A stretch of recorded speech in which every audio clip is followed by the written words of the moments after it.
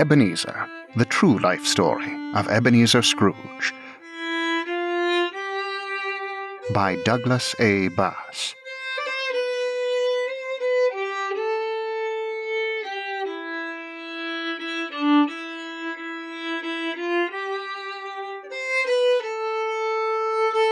Narrated by Benjamin Fife.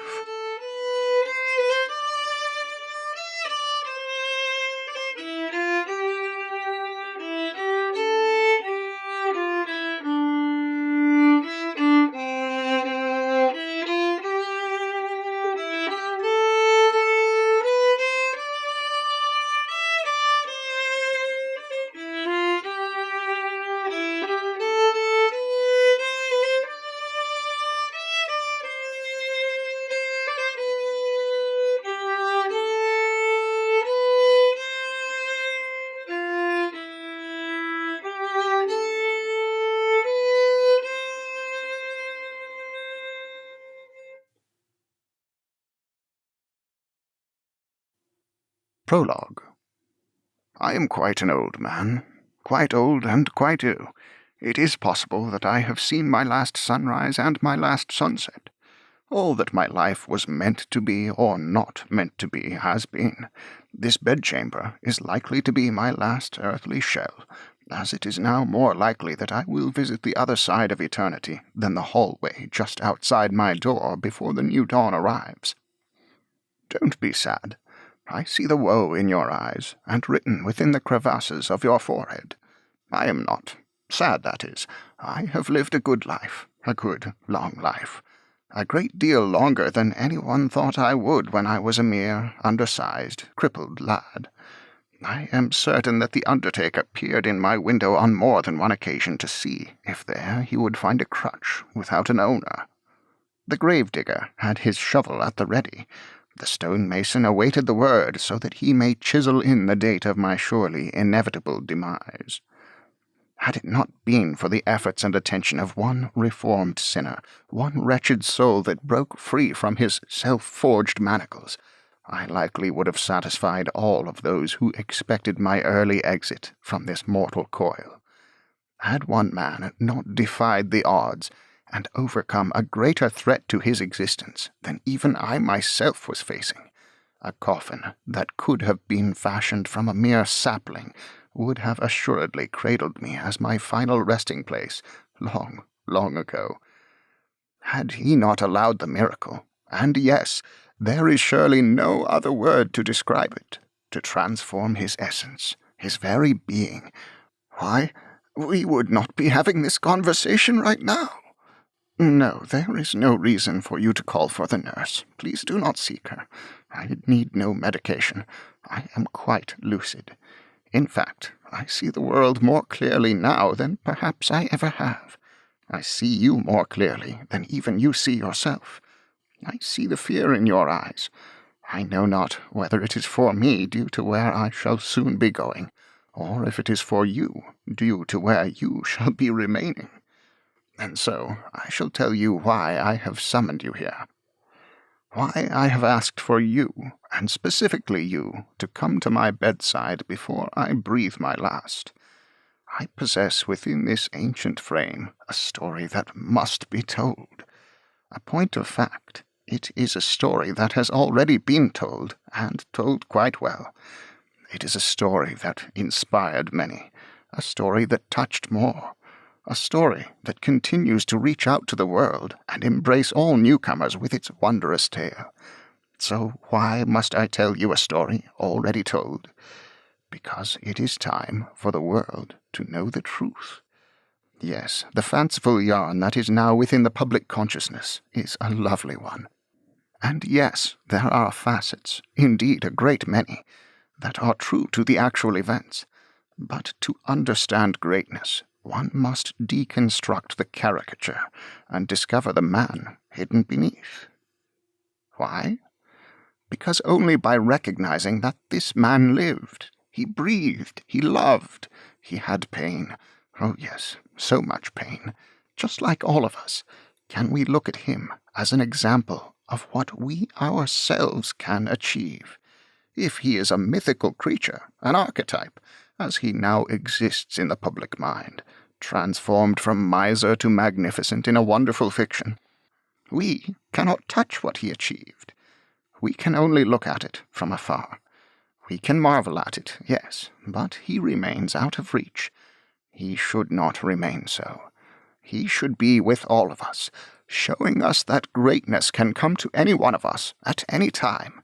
It is just a matter of opening one's eyes and one's heart, just as he did, just as we all can.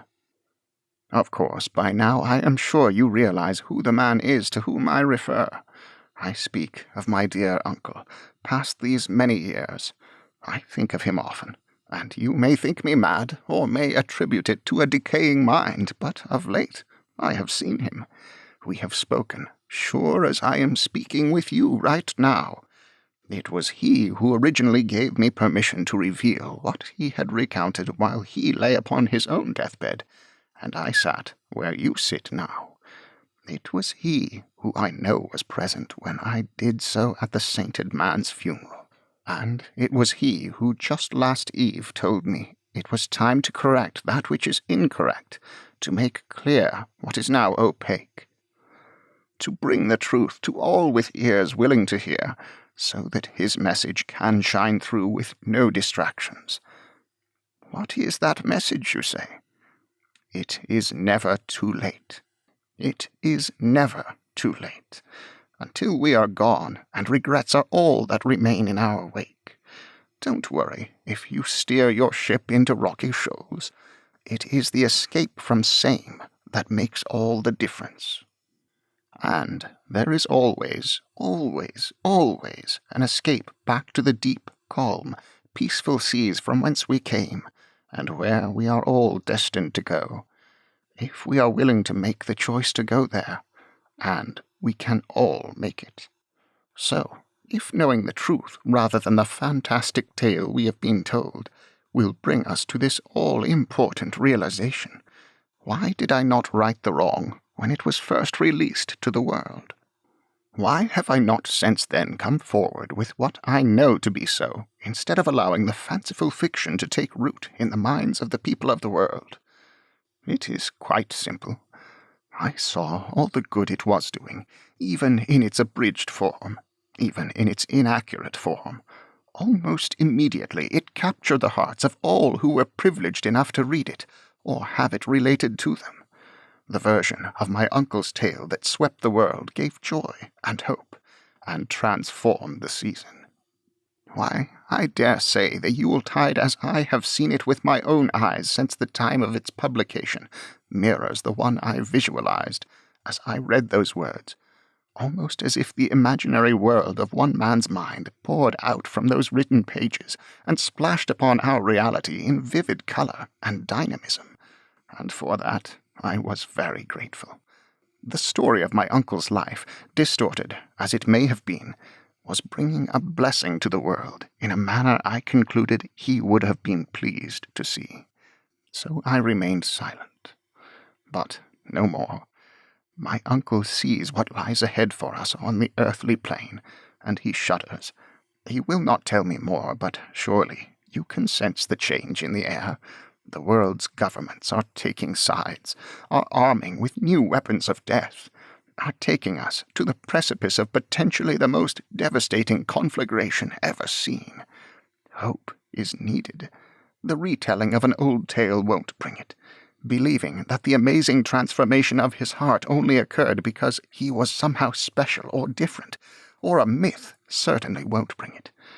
Only by recognizing that hope is within the grasp of each and every one of us can we recapture the magic. Only by hearing the truth can we be saved. What is the truth? It is as I have said. He lived. He was not a gargoyle on a church. He was actually quite a hopeful child, and loving, and in need of love. Are any of us so different? Some of what was represented about him was true. Yes, he had a beloved sister, but no, she was not the younger of the siblings. He had a true love, and yes, he lost her. But cannot lost love ever be found? He did have an all-consuming greed and need, But has the world really been given the opportunity to see what would truly sate that hunger and slake that thirst? And indeed, he was vexed by the Christmas season. But does anyone truly understand what he meant when he denigrated something as a humbug? I can see in your countenance what you are most desirous to discover. Was he really visited? Was he really taken on a journey through space and time? Did the spirits really exist? I will tell you. I will tell you, so that you know all, so that you can share all you learn. Yes, yes, my boy, yes. But that answer is too simple. It is not as you have come to believe. It is far more wonderful. In my estimation, it is far more indeed. What he saw, what he learned. So much more. I will confess that I have always been puzzled that after hearing the tale as it has been presented, no one has questioned why such a person as he would reform his life so thoroughly, based upon what it is said he experienced.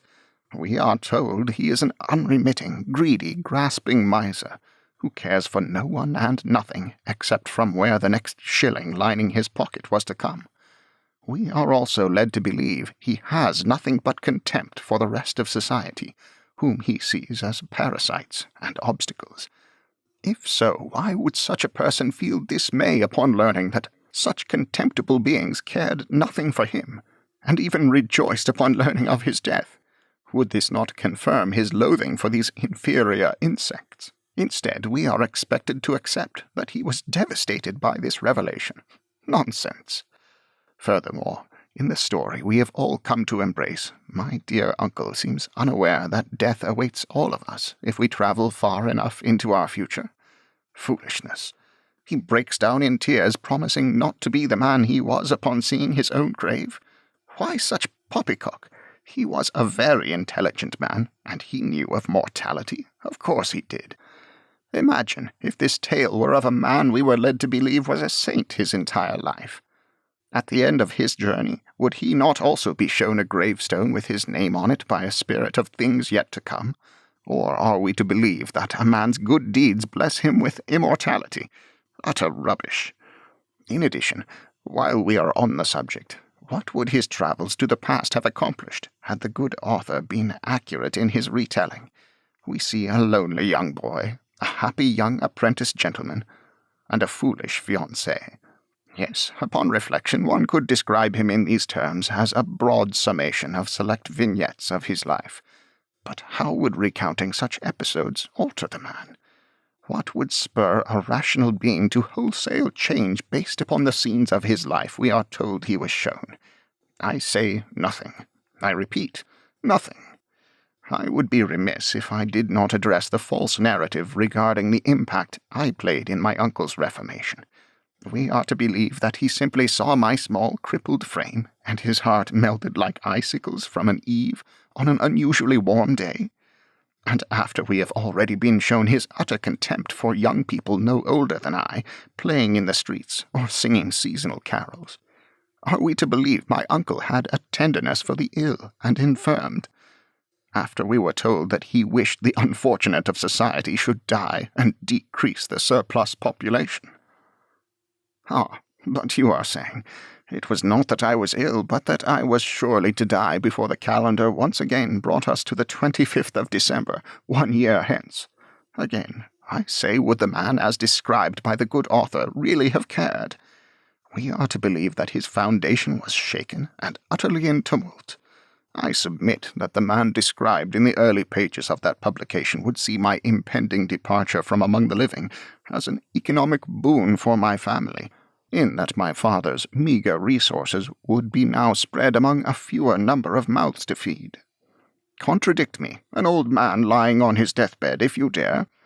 Tell me I have not more accurately described a more consistent reaction for the monster painted at the outset of the novella, with which we are all familiar. No, I thought not. So how will the tale I am about to relate be different and, consequently, inspire the hope our world so desperately needs? I intend to show you who my uncle was, who he really was. You will see why his life took the course it did. You will understand what he needed to make a course correction through the storm of his own creation. You will be given the gift of knowing exactly what he was actually shown on that fateful night, in his 65th year of life.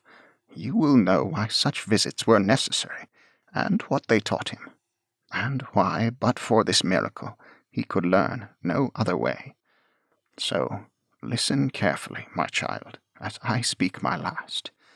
This is why I have summoned you here tonight. I charge you as my successor in this noble privilege of reintroducing the world to this great man. Hear my tale, record it, present it as you best see fit when I am gone, and whenever you revisit it, always know that as I entrusted you with this privilege, my heart was filled with love for you. Let us begin. As spoken by Timothy Robert Cratchit to his grandson, George Ebenezer Cratchit, on the night of his passing, 11 July, 1913. Part 1. Before the Spirits. Chapter 1. On the 25th of December, in the year of our Lord, 1778, a light snow fell outside the windows of the Scrooge family home. Calm and serene, the very portrait of a beautiful Christmas morning in the English countryside, but within those walls it was anything but calm. Tense, anticipating anxiety shrouded the house as Elias Scrooge paced the hallway, awaiting the arrival of his second child into this world. Following at his heels was 5-year-old Nancy.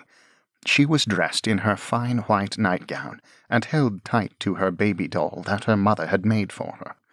Even at this tender age, she was always interested in presenting herself as neatly and properly as possible. For this reason, her father affectionately dubbed her Fancy Nancy, which was usually shortened to Fan. Everyone, her friends, her family, all had taken to calling her Fan. She was very proud of the moniker her daddy had placed upon her. Now she was trailing her father up and down the hallway as she watched him chew his fingernails down to the nubs. She had never seen him behave thusly. Elias Scrooge was always a sensible man and always in control of his faculties, but something about today was making him act in a most peculiar fashion. Elias prided himself on his prudence. He was a successful businessman, not wealthy but comfortably supporting his young family. His home was large by some standards, and his land ample. His wife and daughter always had the finest to wear, and never feared going hungry. He had the respect of those he worked with, those he worked against, and those who worked for him. By all accounts, he had made good in this world. True, not all was ideal at this moment in time. Elias' trade interests with the American colonies were being threatened by the current rebellion being waged on those distant shores. He was certain it was just a matter of time before such nonsense was squashed, and he could return to his normal practices with his normal trade partners.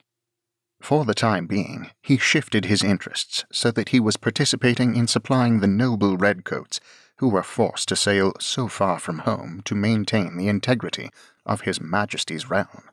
How insolent those colonists was his considered opinion. To think that individuals privileged enough to be born under the umbrella of the greatest empire the world had ever seen would perpetrate such violence against our good King George and take aim at his crown. Was it not enough that there seemed to be endless conflicts on the continent that kept our young men busy at war? Must we contend with internal strife as well? It all seemed so uncivilized to Elias. Christmas was always a special time in the Scrooge home.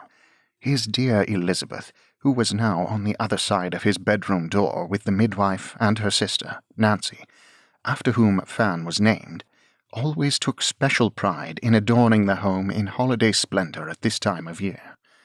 Everywhere he looked was awash in red and green, and the feast, oh, the feast that would await them on Christmas night was a meal that made Elias' mouth water in anticipation, for an entire month as soon as the calendar turned from November to December.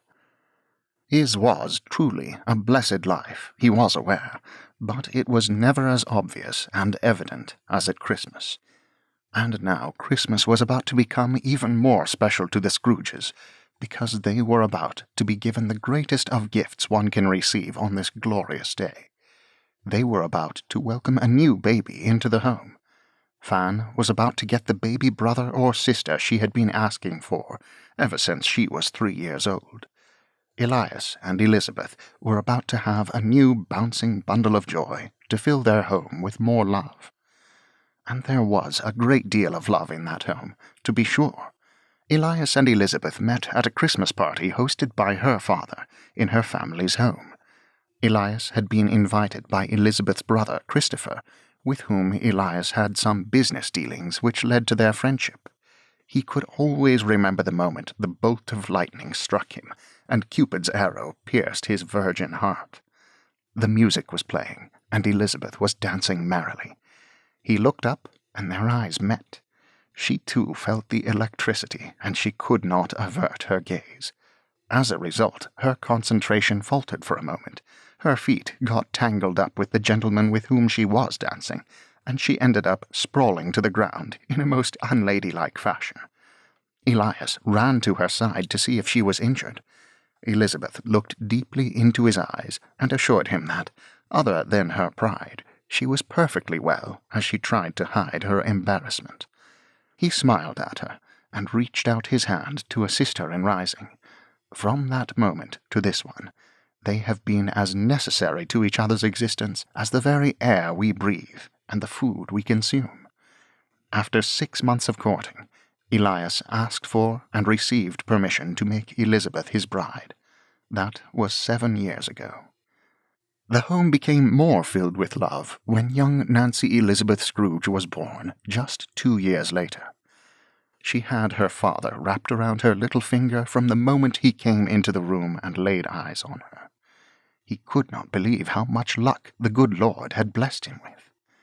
2 beautiful women, with whom to be madly in love, and he was surely that. He always maintained a soft spot for his lovely Elizabeth and his fancy Nancy. They could do no wrong in his eyes, and nothing brought out his ferocious side, as when he thought either of them were threatened in any way. Woe be to the man who hurt his precious ladies. Woe indeed. And so he paced outside of that same bedroom door where Fan had entered the world 5 years earlier, his shoes clicking on the hardwood floor and echoing throughout the hallway. He could not wait to meet the newest member of the Scrooge family. Each scream that he heard emanate from behind those walls made the muscles in his stomach tighten in both excitement and sympathy. He knew that original sin compelled that the arrival of a child be accompanied by these necessary sounds, but he ached each time he heard the evidence that his sweet Elizabeth was in pain. When the sounds became more frequent, Elias knew that the time was fast approaching. He glanced down at his little Fan and saw the confusion in her eyes, wondering if her mummy was okay. He had to step aside from his own emotions to reassure his little girl that all was well, and soon would be even better.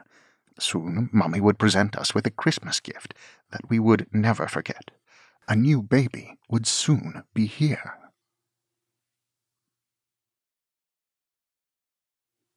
Chapter 2. "Almost there, sweetie," Elias heard through the walls from the reassuring voice of Sally, the midwife. "Just squeeze my hand tighter," came the disembodied voice of Nancy a moment later. "You're doing splendidly." Still the screams of pain continued, interspersed with the sounds of grunting and panting. Was it this bad when Fan entered the world? Elias wondered to himself. He thought not. "Bear down, lovey. I can see the head. Looks like you are going to have another ginger in the family. Bear down. Now push, sweetie, push. My, there's a lot of blood. Nancy, love, be a lamb and fetch more towels." The sound of feet rushing back and forth through the next room wafted through the doorframe. "That's good. That's very good, Elizabeth. The baby is almost here." Suddenly, there was a change in the air. "Something's wrong! Something's wrong!" It was Elizabeth.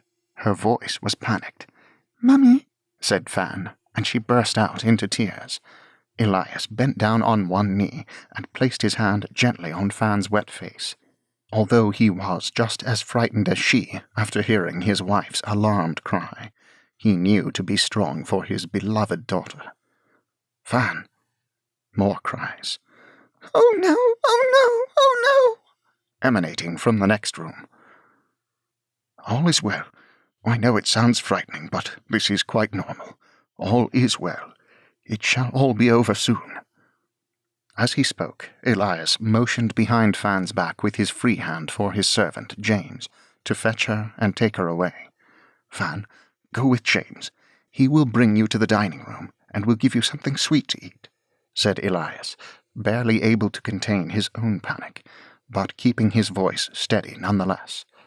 James led Fan away, down the staircase, and Elias turned his attention to the closed door behind which lay his precious Elizabeth.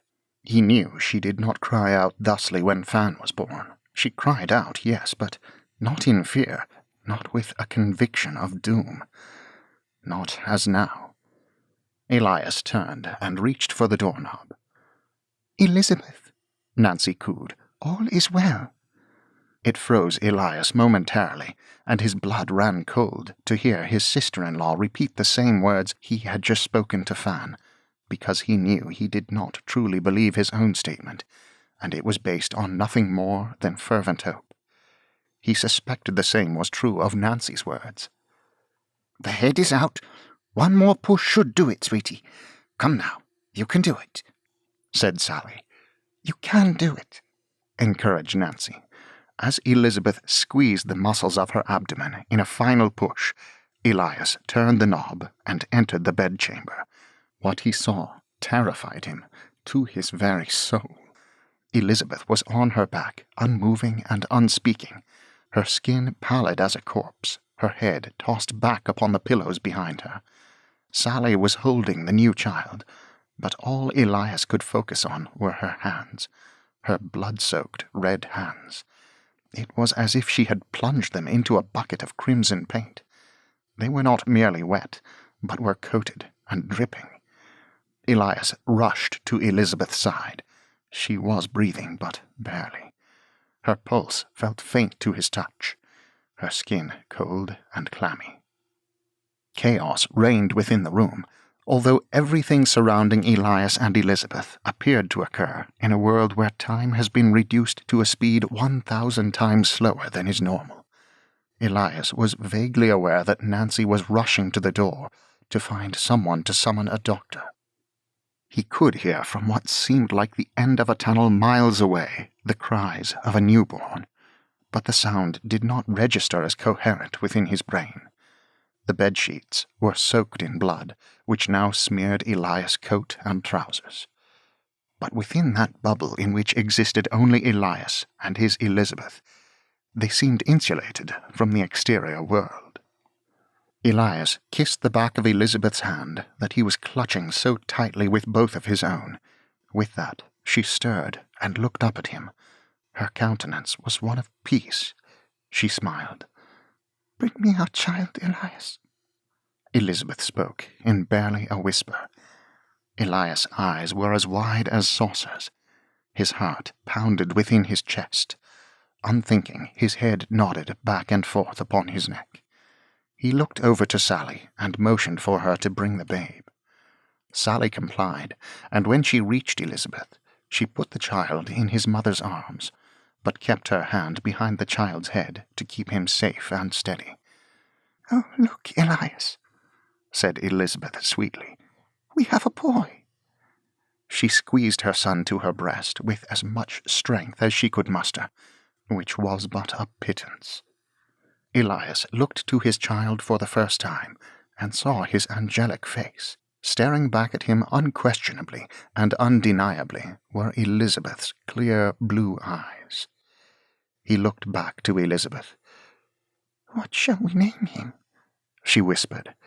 I don't know," Elias stammered, as tears he fought with all of his being began to well within his eyes.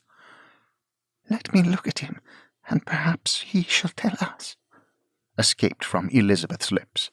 Elias looked to Sally, still holding the boy's head, and she moved the baby so that he was now face to face with his mum. Elizabeth smiled. "Ebenezer," she said, continuing to smile. "His soul tells me his name is Ebenezer." "All right then, my love. Ebenezer it is," said Elias, still only looking at Elizabeth and not at the boy. "Young Ebenezer needs another name to go along with it, befitting the great man that he will grow to be," said Elizabeth, her eyelids now clearly becoming too heavy to remain fully opened. "What is your middle name, my strong little man?" she asked Ebenezer. Ebenezer let out a little sigh and locked eyes with his mother. "Aldostus. Our child's name is Ebenezer Aldostus Scrooge. A fine name." Elizabeth spoke, almost inaudibly, but proudly. "Yes, a fine name," said Elias weakly. "A fine name," repeated Sally softly, as she stepped back to give the family an intimacy she sensed would not come again. "Hold your boy, Elias. Hold your Ebenezer," urged an almost silent Elizabeth. "I entrust him to your arms." Elias, wishing to please his wife, turned his attention to the small, naked being laying upon Elizabeth's chest.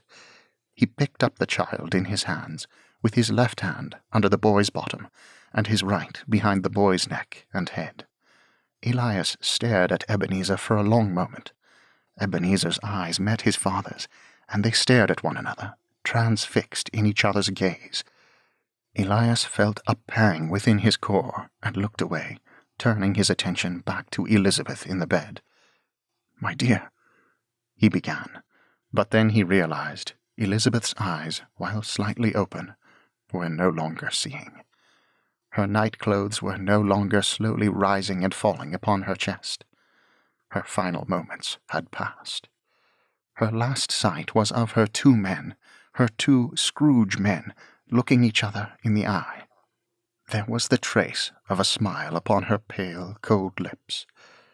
Elias did not see Elizabeth slip from the here to the hereafter. He did not kiss her one final time. He did not express his love for her as their parting words.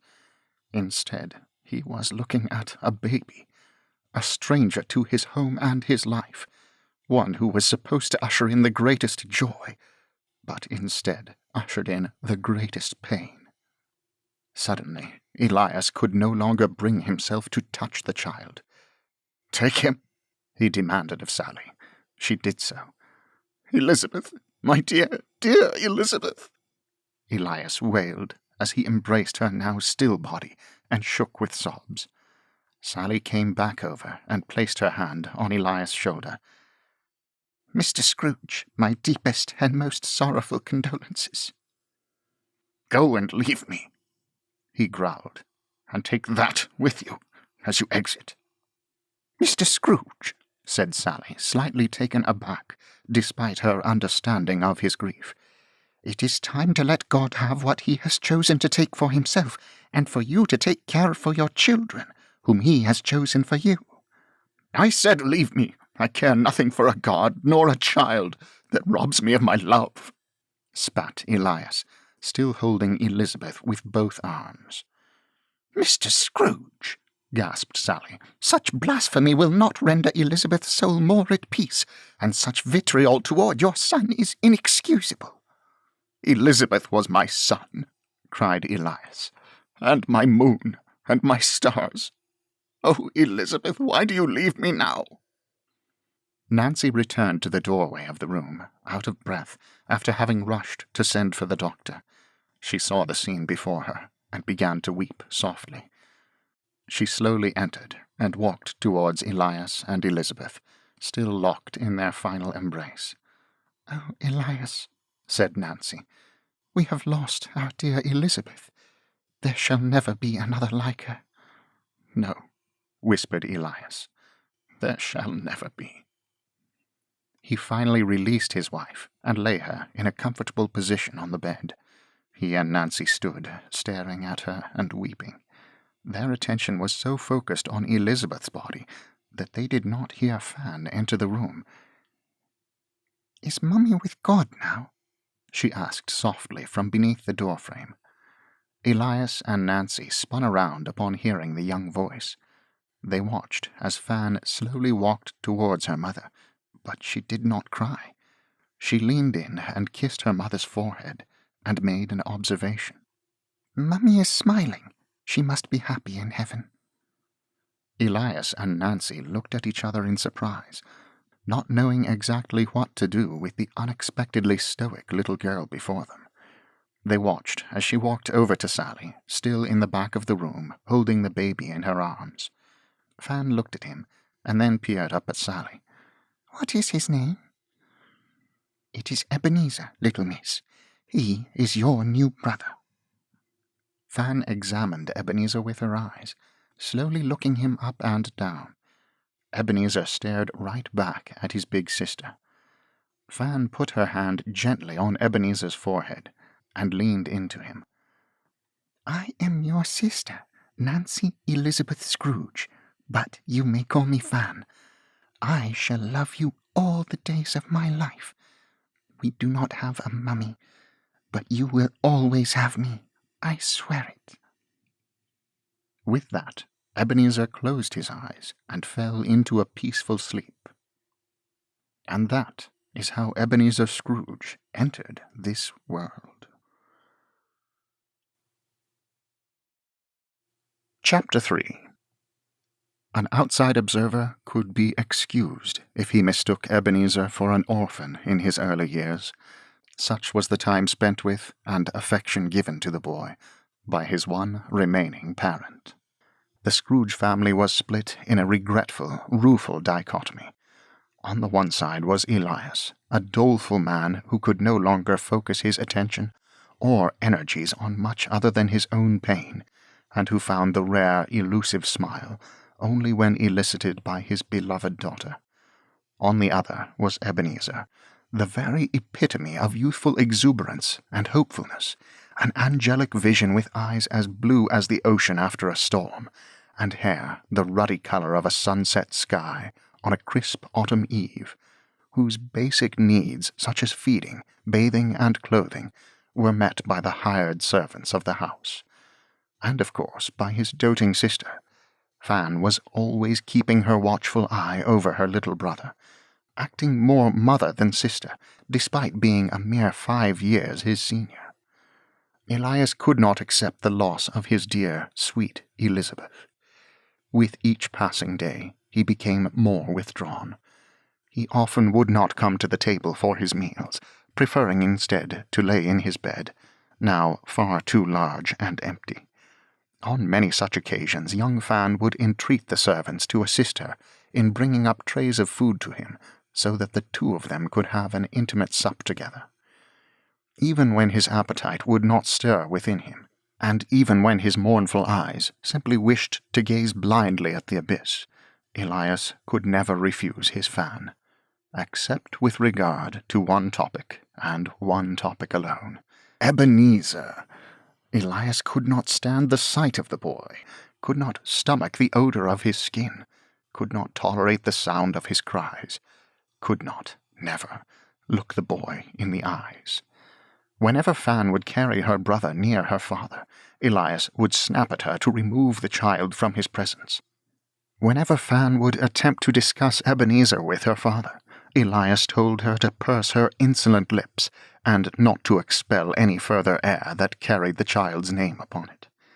Whenever Fan would come to embrace her father after she had been with the boy, Elias would demand she wash herself thoroughly, to rid herself of the stench that he swore emanated from her very pores after having been infected with Ebenezer's touch. These were the only times Elias ever said a cross word to his Fan. The only times. But regardless of how bitter Elias had become when it came to Ebenezer, Fan never gave up hope. She believed that she could bridge the chasm of affection that existed between the two, and that some day her father would relent and allow the child into his heart, as had all others who had encountered the boy. Her efforts would continue throughout Ebenezer's entire childhood. The gloomy transformation within Elias' nature at home, sadly, also translated into his business persona as well. Whereas he was once known as steady and reliable, after Elizabeth's passing he was quite the opposite. He could no longer concentrate on the needs of his enterprise, and profits began to diminish. Relationships he had spent years forging and reinforcing began to suffer. Decisions, once considered simple and routine, became too difficult for him to fathom, and his ability to tolerate even the slightest interruption when he was thinking of his lost Elizabeth, which was a considerable percentage of the time, led him to dismiss worthy and valuable fellows in his employ, all to the further detriment and deterioration of his business, his sole means of supporting his family and funding his household. Furthering his descent was the bottle. Rather than coming home directly after a day spent at his office, Elias began making detours into the local pubs. The pint and the tumbler became the new cloisters in which he attempted to find solace and relief from the endless crushing misery that was life without Elizabeth. It was not long before he came to rely upon spirits to get him through each day. The time he spent working his trade and the time he spent drowning his sorrows began to invert, until entire days would go by when the seat behind the desk in his office would remain empty. Despite perching on a stool at a bar for endless hours, surrounded by countless others coming into and out of his field of vision, Elias was withdrawing further and further into his solitude. Before long his drinking followed him home as well. He was not a mean drunk, merely a sentimental one. He would spend many hours with a glass in one hand, and a small portrait of his late wife that he had drawn of her during their courtship in the other. Yes, Elias was quite the artist in his day, a skill his father discouraged because he saw no practical value in scribbling worthless pictures like a degenerate bohemian gypsy. Despite his father's disapproval, Elias secretly continued his artistic pursuits for no other reason than something deep within him told him he must do so. It was as if the art within was tangible even before he put ink-soaked quill to parchment, and it demanded to live. Even Elias himself could not explain this to his own satisfaction. Elizabeth discovered the particular drawing he now used as a focal point during his inebriations quite by accident. He had been moved by a perfect day spent between the two of them to draw her face and her form after he retired to his own residence. He took more care with this particular illustration than any he had ever in his life before or since. He slept not a wink that night, as he remained hard at work to preserve not just her image, but her essence, and with it the pure joy that enveloped him spending such effortless hours with her in the hours prior. Upon placing the final satisfying stroke of the pen upon the small canvas, Elias looked about and realized that the sun had already arisen while he had never retired. One look at his pocket-watch, made by the great Thomas Mudge himself, alerted him to the lateness of the hour. He hastily swept all of the necessary papers strewn upon his desk into his portfolio, and his new creation was inadvertently included among them. He did not know this, and there it remained until his next encounter with his lovely Elizabeth. When they next met, he arrived directly from his workplace. He had the aforementioned portfolio with him. Upon his arrival in her home after calling on Elizabeth, her father had some business matters he wished to discuss with young Elias, as her father respected his mind and his candor. Elias placed his portfolio, along with his overcoat, upon a settee, excused himself from Elizabeth, and joined her father in the study. Elizabeth, fearing that Elias' coat was about to fall to the ground based on its precarious position on the piece of furniture, lifted it. When she did, the arm of his coat brushed the portfolio, causing it to spill its contents upon the floor. Elizabeth quickly bent to replace all of Elias' important papers from whence they came, when she came across the portrait. She was stunned at its beauty and moved by its passion. Elizabeth was instantly convinced that had Elias not devoted his ample intellect to industry, he could have surely been counted among one of the great masters of the artistic realm. Tears came to her eyes as she stood admiring her likeness when Elias returned to the room. When he saw what she was holding, his first instinct was to remove it from her possession. His father's disapproval was so ever-present in his mind that Elizabeth's discovery brought panic and shame and a flush to his cheeks. He had never shared his artwork with anyone since being admonished by his father, nor had he ever intended to. He feared her reaction. He took a step towards her, but quickly stopped himself.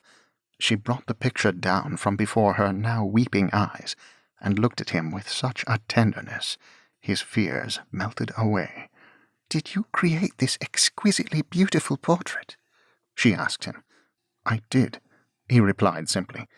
"I never knew you could bring something so magnificent into existence by your hand," she said, tears still cascading from her eyes. "It was your parents who brought the something magnificent into existence," he said. "You say that you find it exquisitely beautiful. That is because you are looking at a true likeness of yourself." "Why did you produce this splendid image?" Elizabeth asked. "Because I was moved to do so after our last encounter, by my love for you. I love you, Elizabeth." "I love you as well, my darling Elias."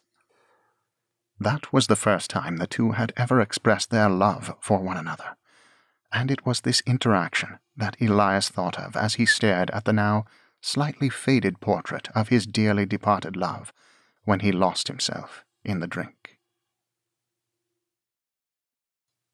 Chapter 4. Had it not been for Fan, Ebenezer's young childhood would have been an entirely sad and lonely one.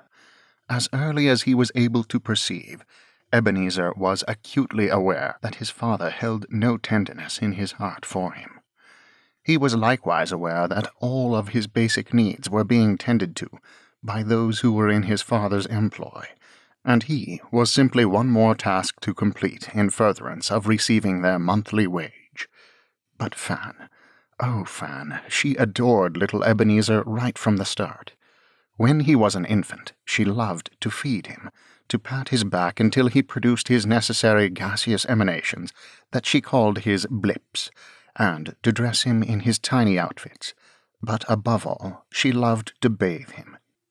When complete, she loved to wrap his clean, wet, naked body in a soft towel, and to breathe in his fresh aroma. To Fan, there was no scent so sweet as that of the pate of her little brother's head after a washing. Elias' antipathy towards the boy vexed Fan terribly. When Ebenezer took his first steps, Elias was nowhere to be found. When he looked up at his father with hands outstretched, Elias simply turned or walked away. It is no wonder that after hearing his father speak it so often when his voice was directed in Ebenezer's direction, that his first word was no.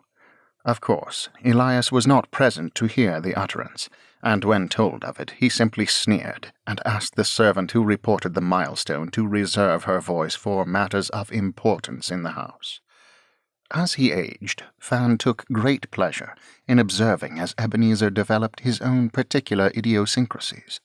She delighted in watching as he crawled in his own most peculiar way. He would lean upon his right forearm, which was firmly planted on the ground. He then would extend his right elbow in the direction he wished to go. He would lunge forward with that elbow and use his trailing left hand to push him along, dragging the rest of his small body behind. It took the longest time for him to learn to prop himself up upon his hands and knees to crawl. No, for months it was thump, push, drag, thump, push, drag. No matter how much Fan tried to encourage him to push up on those hands, Ebenezer was ever moving through life with a thump, push, drag. From the earliest age, Ebenezer's eyes were very alert. He had a look about him that Fan knew was great intelligence. Fan could almost see in him that he was absorbing the world like a sponge to water, and bringing all outside stimuli into his mind, where his surely advanced brain was working out the mysteries of this existence. Fan took particular notice that Ebenezer's wide cerulean eyes lit up when could be heard from another room of the house his father absent-mindedly humming or whistling a tune composed by J.S. Bach, or his favorite, Joseph Haydn. Fran despaired that father was so stubborn in his steadfast refusal to accept Ebenezer into the bosom of his affections. The two clearly shared a love of the same music, and it is exactly this kind of connection that Fan always desired to bring to her father's consciousness, but always to no avail. As Ebenezer aged further, he charmed his big sister with his ability to learn the games she taught him with such ease. When old enough to cease placing the pieces in his mouth, he began to play rudimentary matches of draughts, backgammon, and fox and geese with Fan. It was not long before he was acquiring the basic knowledge of chess, and he had a particular fascination with dominoes. Out in the open air, Fan and Ebenezer were overjoyed in their games of hopscotch, and Fan was amazed at how proficient Ebenezer quickly became at ball in cup. When he was older still, he took a liking to shuttlecock, more so than tennis, and he had an agile mind when putting together even Fan's most complex jigsaw puzzles. They spent hours trying to outmaneuver each other in Fan's board game, A Journey Through Europe. Fan made sure that, even though father would not see to it, Ebenezer would have a happy youth. As much fun as the other games were, the one thing that Ebenezer loved above all else was climbing the trees in the family orchard. Ebenezer would often perch himself just out of his sister's reach when they were engaged in a round of hide-and-seek. He clapped and laughed when Fan would spot him, but would be unable to touch his garment, thus preventing her from being rendered the winner. Eventually, she would have to yield and give him the chance to locate her, a task at which he was often more successful than she. Fan never tired of Ebenezer's antics, and never resented losing at games she taught him to play. They truly had a marvelous relationship, and Fan was convinced that God himself had brought them together, so that they may experience the grandeur of love from the outset of life. As happy as Fan worked to make Ebenezer feel, he still felt the sting of the absence of their father's affection for him. Ebenezer observed, often through the crack in an open doorway, Elias embrace Fan, discuss matters of importance to Fan with her, and to simply look at her with an eye that Ebenezer never once saw Elias cast in his direction. Ebenezer tried to ignore the pain in his heart that these moments would cause, but as a youth he had no means by which to cope with his rejection. He sometimes tried to find the attention he did not receive by his own father in the other adults in his life, the servants who attended to him, but he soon found that once the workday was done, the doors of those who lived with the Scrooges in the home would remain closed and locked when young Ebenezer would rap upon them, seeking some adult emotional contact that was not premised upon the promise of a wage. He never found such. Somewhere deep within, Ebenezer had a faint memory of a woman who bore a striking resemblance to Fan, visiting the home and looking upon him with a smile. But as time passed, the visage grew more and more dim within his memory, until he was convinced that this was but a wonderful dream remembered, an illusion without substance, despite its deep, stirring significance. Ebenezer most desired the reassuring embrace of a loving adult when the rains would come, accompanied by thunder and lightning. He had an irrational dread of the clap of a thunderstroke followed by the flash of light, which cast all of his surroundings into shadows of the most frightful and malevolent shapes. During the daylight hours he could contain his dread, but when such a storm would arrive after dark, he had no inner strength to combat his woe. Fortunately, he had his Fan. She learned early about Ebenezer's terror of a nighttime thunderstorm, She tried many things to calm him, to slow the rapid beating of his heart, to dry the cold perspiration upon his upper brow. Nothing worked, until Fan recalled a song that their mother was fond of singing to Fan as she lay in her bed when sleep would not come. The first time Fan sang this old Celtic tune to Ebenezer, he instantly relaxed, as though Mother were there herself, stroking his hair and warming his soul with her reassuring smile. Forever after, when the storm would strike, Ebenezer craved Elizabeth's song, that Fan told him was entitled A Mother's Prayer. It went thusly. 'Twas the night, and the light from every little star shone so bright at the height of their home so way afar. Now that the rain o'er the plain has ceased in its descent, and the sight of the night to mine eyes is heaven sent. The air so clear, my dear, the cool breeze upon my cheek, free from fear, peace is near, and hope is at its peak. Trust in me, all your lives are in my hands, and you'll see that you are free if love reigns throughout your lands, from the lea to the sea. When all is said and done, I love each of thee, said he. God bless us, everyone. I love each of thee, said he. God bless us, everyone. Sometimes Ebenezer would ask Fan to sing the song a second time. She always accommodated. By the time she was complete, his pulse had returned to its normal rate. His face was calm and relaxed once more, and often he was gently dozing, oblivious to the raging tempest that had caused him so much fret just shortly before. Chapter 5.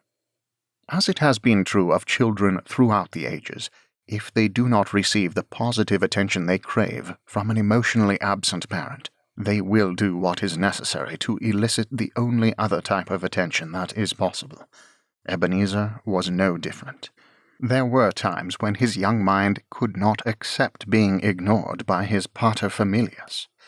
Despite the love and attention showered upon him by his beloved Fan, it was not always enough. There is a primal need within all of us to be accepted and loved by our sire. When that need is not met, even a harsh word can be preferable to no words at all. The summer of 1783, later to be known as the Sand Summer, was particularly hot. In addition, by late June, a thick fog was reported in British waters, such that boats had to stay moored in port, as they were unable to navigate. The Scrooges observed that the sun appeared blood-colored by day, instead of donning its usual shade. The uncomfortable outer environment, coupled with Ebenezer's uncomfortable inner environment, were just the combustible ingredients necessary for an imminent explosion, and something about that summer lit the fuse within Ebenezer to this end.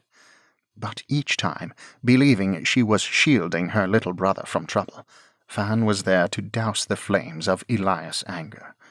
On one occasion, Ebenezer interrupted a business meeting Elias was conducting in the parlor. Elias made it clear to all in the house that this meeting was of the utmost importance, and that any interruption would be met with harsh and swift retribution. During a particularly tense moment in the proceedings, Ebenezer burst in the room doing his impression of a bird of prey, an especially loud bird of prey at that. With a red face and seething anger, Elias grabbed Ebenezer under the arm and led him away, dragging him with such force that Ebenezer's feet barely touched the ground on the way out of the room. Once outside the company of his colleagues, Elias glared down at his son, but was so angry he was at a loss for words. Just as his voice was about to resurface, Fan flew into his field of vision, crying, "Father, father, please do not be cross with Ebenezer. It was I who was to blame for his actions." Elias looked up at Fan in astonishment. He blinked. "Pardon?" he asked. "Yes, father," Fan said as she reached Elias, out of breath. "Yes, Ebenezer and I were playing a game, and I told him to race through the house as the bird he chose to imitate. I should have kept him from the parlor, but I did not. The blame rests with me." Ebenezer looked up at his sister in surprise. He then looked at his father. To Ebenezer's amazement, Elias' features began to soften. His facial contortions melted away and his cheeks resumed their natural hue. When he spoke, it was even and steady. "Fan, that was very wrong of you. Now take the boy away and do not let him out of your sight until this evening's business is concluded." Not one word was spoken while looking at Ebenezer. "Yes, father," Fan said. "Come, Ebenezer, come now." And she led him away. This was only one of many times that Fan intervened on behalf of Ebenezer to spare him from the rod. On one particular occasion, however, she was neither able to prevent the wrongdoing, nor could she save Ebenezer from the consequences, although the consequences of this transgression were more severe than anyone could have imagined. One afternoon in early July, young Ebenezer was feeling particularly distraught at the lack of attention his father was giving. Ebenezer spotted an ornate vase that he knew had once belonged to his great-grandmother, Elias' maternal grandmother. He also knew that Elias greatly valued this object, and that it was itself very valuable. Ebenezer stared at the vase for a long moment, with the realization growing stronger and stronger within him that his father cared more for the well-being of this thing than for him. Unable to control the fury that boiled to the surface, Ebenezer put both hands on the vase and pushed it over with all of his strength. It crashed to the marble below and disintegrated into countless pieces with a mighty explosion. James, the same servant who redirected Fan on the day of Ebenezer's birth, was the first to arrive on the scene, followed quickly by Elias himself. Elias looked at the broken pieces upon the floor, then to the mount where his cherished vase had once stood, and then finally at Ebenezer's face, flush with a combination of anger and fear. Elias took one step towards his son, and that was enough to break the spell keeping Ebenezer's feet cemented firmly to the ground, as though they were stuck in hardened mortar. Ebenezer shot out of the house like a cannonball, and ran to the one place he felt most comfortable, the orchard, without knowing if he was being pursued, but assuming he was the fox to his father's hound. He reached his favorite tree, and bounded up into the embrace of its upper branches. He was out of breath and panting, gasping in deep breaths, like a dehydrated nomad guzzling in his first taste of spring water at an oasis. He noticed that it was a particularly hot and windy day. When he looked to the sun, it was that same ominous crimson tint the family had become familiar with in that odd year. And when he gazed out onto the horizon, he saw another unusual sight. A thick cloud of fog was blowing his way, riding the wind. Ebenezer was transfixed upon the haze heading towards him. He did not hear the sound of the adults rushing in his direction, ordering him to descend from the tree immediately, nor did he hear the panic in their voices. When the cloud reached Ebenezer, it caused a searing pain within his chest. He began coughing and sputtering, but the pain would not cease. Ebenezer had never felt anything like this before in his life. Soon his head felt very light, and a sea of white began to envelop his vision. closing in from the outside of his sight and working its way inward until his entire world was nothing but white. At that moment he lost feeling in his arms and legs as they were reduced to jelly. The last vague image he saw was the underside of the branch upon which he had just been perched, at which point all turned to darkness. The next he knew, Ebenezer was in his bed with Fan, a servant named Thomas, Dr. O'Shea, and, surprisingly, his father by his bedside. At first, Ebenezer believed he must be dreaming, but the pain within his chest awoke him to the realization that this was, in fact, actuality. He tried to speak, but found that he could not. He looked down and saw blood staining the front of his shirt. His right arm was in a great deal of pain, and he could see it was wrapped tightly against a stiff board. The rest of his body ached, and he was very confused.